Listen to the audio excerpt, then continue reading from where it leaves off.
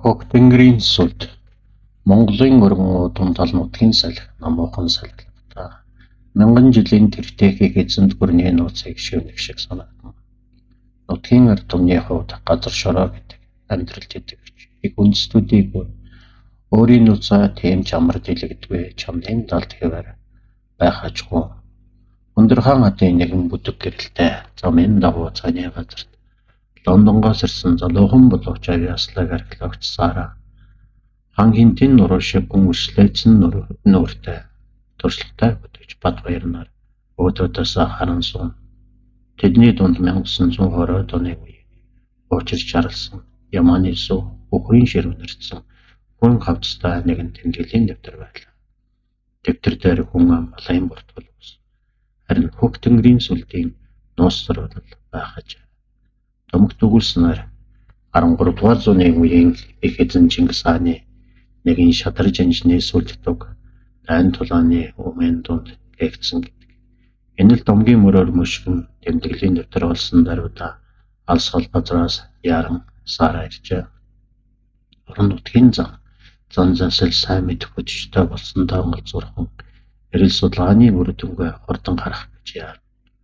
Хангалтын улс гадны хүндургүй ялангуяа нууцлагдсан зүйлийг хайж аваа хүмүүст бүрч дургүй гэж Бадбаяр номдохон анхаарал.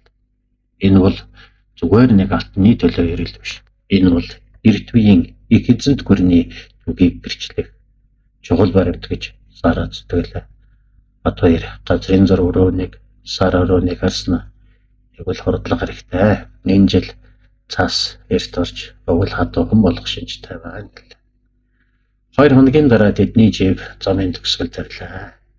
Тэд машинаа орхиж Монгол мордон өнөө хангаа уулын орчмын дархан цаазад намаг шалбаагтай тайгыг гатлах цорын ганц арга бол энэ байлаа. Дээшлэх тусам байгаль өөрчлөгдөн манадсан гунтай хөгтөв.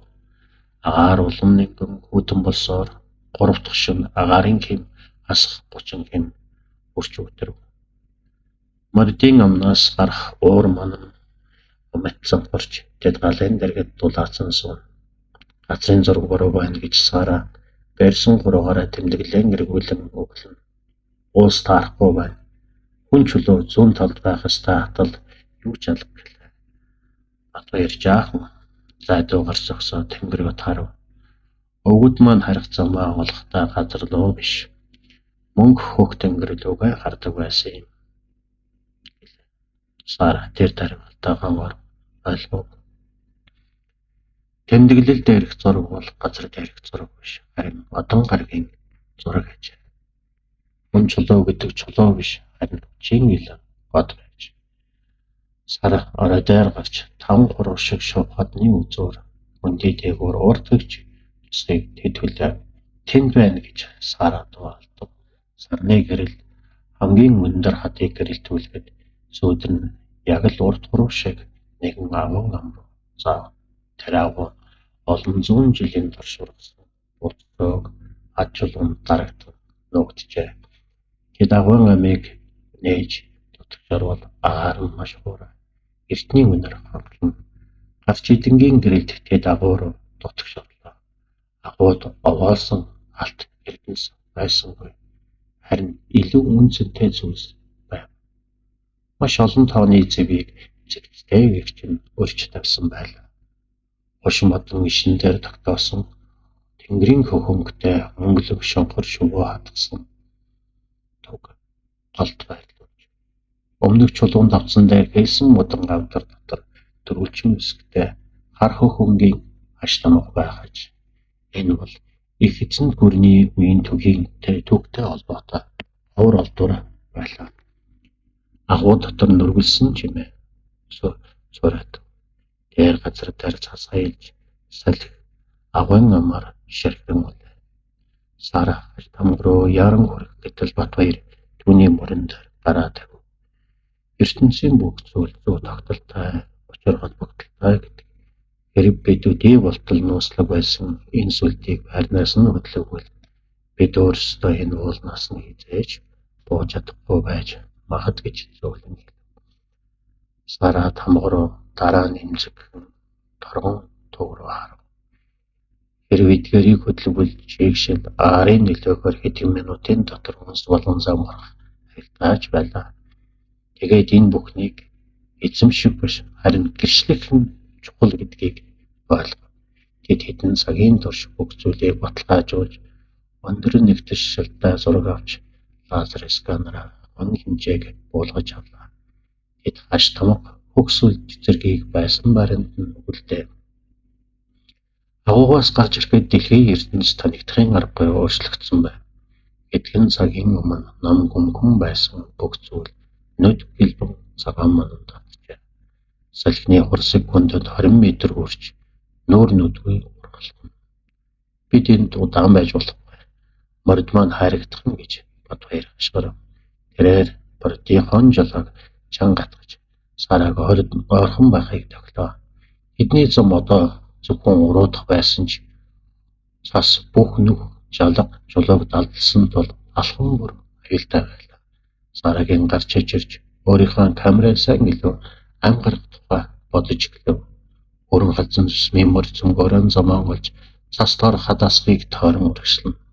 Энэ бол Монгол морины байгальтайгаа гарц гайхамшигт чадвар байлаа. Шүн дундаас хойш тэд алсад бүтгэн гэрэл ханагчдыг харав. Энэ нь тайван захад өвлжиж байгаа нэгэн малчин айлын өрхний сусараар гарах гэрэл байлаа. Тэдний гэрт ороход халуун аргалын өнөр өгдөв.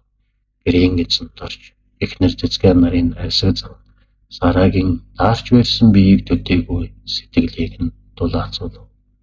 Та нарын цаснаар хаашаа явж байна вэ гэж доржих асуунг аягтай сайдахгүйв. Батбаяр Сара хоёр бие биерүүгээ харав. Ахуй нууцыг дэлгэв. Эсвэл хадгалав. Сара өөрийнхөө авсан зургуудыг харуулахыг хүссэн ч Батбаярын хэлсэн үгийг санав. Бид зүгээр л уулсын түгийг судалж яваавс гэвч хангаа дэлхий бидэнд өөрийнхөө сүргүүчийг харууллаа та гэж Батбаяр доржих толгой тохиод. Тийм ээ, энэ улс бол бидний өвөг дээдсийн амьсгал юм шүү дээ. 2 хоногийн дараа Сара Улаанбаатарт буцаж олон улсын археологийн холбоонд өөрийнхөө таалан бэлгээв. Тэрээр агуун барьцлыг нууц зурагтай бүтээж Монгол улсын соёлын явд албанаар мэдээлэв. Түүнийг авсан хөгтөнгөрийн сүлд аш тамганы сургууль дэлхийн шинжлэх ухааны салбарт жинхэнэ шуугиад хариу. Энэ нь 13 дугаар зууны үеийн Монголын их эзэнт гүрний засаг захиргаа соёл, шашны бэлгэдлийн тухай олон асуултанд хариулт өгөх чухал нээлт байлаа. Гэвч Сарагийн хувьд хамгийн том эрдэнэс бол тэр гэрэл зураг биш. Тэрээр шүн бүрнүүд ангидахта агуун гүнд байсан тэр амрам болон Батбаярын хэлсэн харал засан шуургадан дуур зүтгэх борны дулаан амьсгал мэдэрдэг байв. Бодлого Сара Лондонд буцаж ирсэн ч түүний зүрх сэтгэлийн нэг хэсэг Монголын талбайд төвлөрчээ. Хүн төрөлхтний түүх гэдэг зөвхөн музейн үзмэр биш, харин байгаль их дагаан зохицон амьдрах ухаан, өвгд ээжийнхээ үлдээсэн нууцыг хүндэтгэх сэтгэл юм гэдгийг тэр ойлгосон юм. Хөгтөнгөрийн сүлд агуудаан хэвээр үлдсэн. Энэ бол нэгний хувийн цуглуулга биш, харин нийт Монгол түмний, магадгүй нийт хүн төрөлхтний өв болон орсоор